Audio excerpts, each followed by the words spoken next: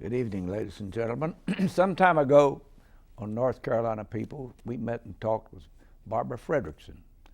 She's a William R. Keenan Distinguished Professor of Psychology at the University of North Carolina. We talked to her about some work she had in progress. That work has now taken the form of a book. It's called Positivity. It's a wonderful book that you need to go down to the bookstore and pick up, and we're going to talk with her about it in just a few seconds. Sponsored in part by Wachovia, helping North Carolina people realize their financial goals since 1879. And through the financial contributions of viewers like you, who invite you to join them in supporting UNCTV.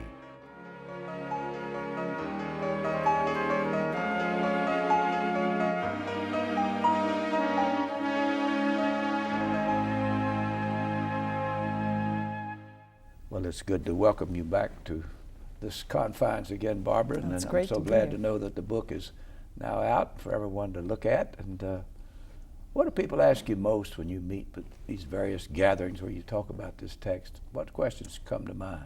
Well, first people are surprised by the science, and then they ask, well, how do I do this myself? How do I get more positivity in my life? Yeah. Well, you are known as the person who knows most about positive emotions in all of us and their critical importance. But in my reading of this text, I found so many interesting things about human beings that it opened my eyes. Why are we people so prone to negativity? Right.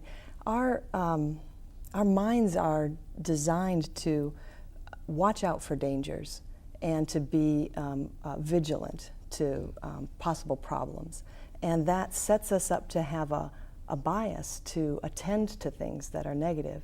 Now, in a really natural environment, negative things are rather rare, but in the environments that we've created in our culture, negative events and news and information is not so rare anymore, but we're still drawn to them.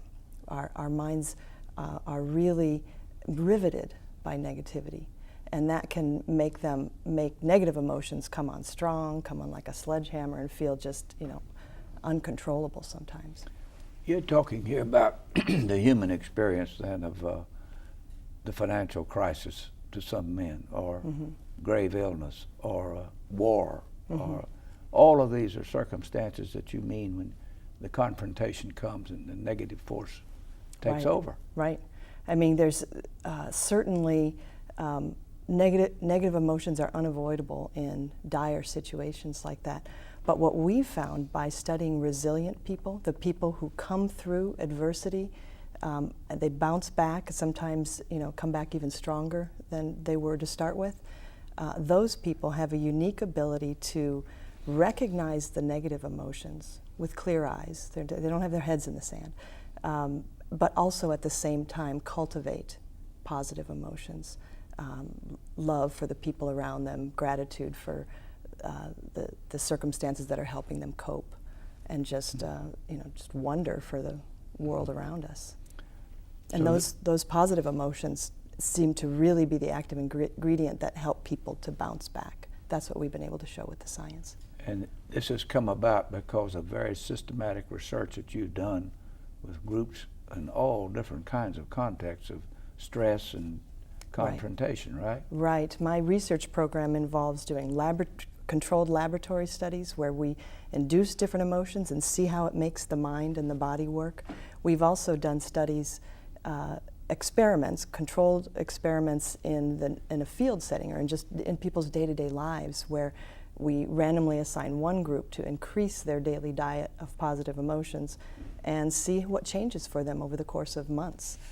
So we do a wide variety of different studies and try to get as precise as we can in the measurement and as controlled as we can. And we've discovered all kinds of things about how positive emotions change the way we think and change who we are. Well, now I want to be specific here. You have identified 10 words, or 10 feelings, or 10 emotions: joy, gratitude, serenity, interest, hope, pride, amusement, inspiration, awe, and most important of all, love. Mm-hmm. You don't use happiness. Yeah. Why? Yeah. Well, from my perspective as a scientist, happiness is an overused term. I mean, it could equally apply to any of those 10 states. And sometimes when we feel any number of any of those 10 different very specific positive emotions, we might say, I feel good or I feel happy. But when you look at the different circumstances that elicit those emotions and the different things that the different ways that they open our minds and set us forward on a path of growth, it's important to honor that specificity. So happiness, I feel, is murky, not only because it's used for each of those 10 different states, but also because we use happy as just a life goal. I just want to be happy. We set it off as an aim we have for life as a whole. And from the science angle, a better description of that aim, ultimate aim use of the word happiness is to say life satisfaction. And what we found is that these positive emotions are actually more important than happiness in terms of life satisfaction, because they actually allow us to open our minds, build our resources in ways that equip us better to handle adversity, take advantage of opportunities. And when we do that well, we become satisfied with life. So better than focusing our attention on, oh, I just want to be happy, and just sort of, strong will ourselves into, gosh darn, I'm going to be happy. It's better to focus on moments that cultivate these smaller positive emotions, and that helps you get to happy. The interesting thing about every one of these words is it presumes I'm in contact with some other person in a way. Mm-hmm. Now what they mean to me is that I'm opening myself up. Mm-hmm. I'm going to receive something here in the sense of Right. an experience or a reaction or Right.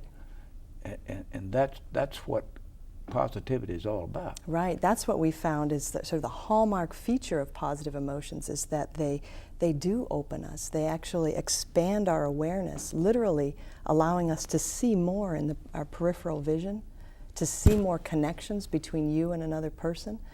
And that's as compared to negative emotions, certainly, which close us off, but even compared to neutral states. When people cultivate a positive emotion, they show more openness, more ability to connect the dots across a wide range of ideas, and therefore be more creative. So if I'm a positively oriented person, Mm-hmm. when I see you coming and you're a total stranger to me, Mm-hmm. the question is, what do I see? Yeah. And if I see a smile or an eye that sparkles or Mm-hmm. a face that, Mm-hmm. then I'm going to respond to that some Right. way. Right. This is what opening up really is, isn't Right, it? right. Just finding ways to connect with others. There's sometimes where we can come upon other people and think of them in terms of their roles, a sales clerk or a teacher or a boss, and we're thinking of them only in the most limited way.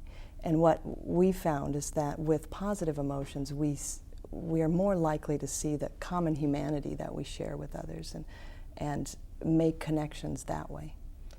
How then do I begin to build this factor in my personality? How do I go about making myself more positive when I do things? Right. Well, one of the things that we've discovered that's very critical is that our emotions obey a tipping point and that above a certain, what I found to be most important is our ratio of our positive emotions to our negative emotions, what I call the positivity ratio. And seeing how that tipping point is important helps us figure out, well, what's the best path to cultivate more positivity. For some, it's to reduce the denominator. The tipping point ratio that we found to be most critical is 3 to 1, that we need 3 positive emotions to lift us up for every negative emotion that drags us down. And if, for some people then, if they have excessive negativity, the best way to increase the ratio is to work on the denominator to reduce negativity. For others, it may be that they already don't have much negativity, but they don't have much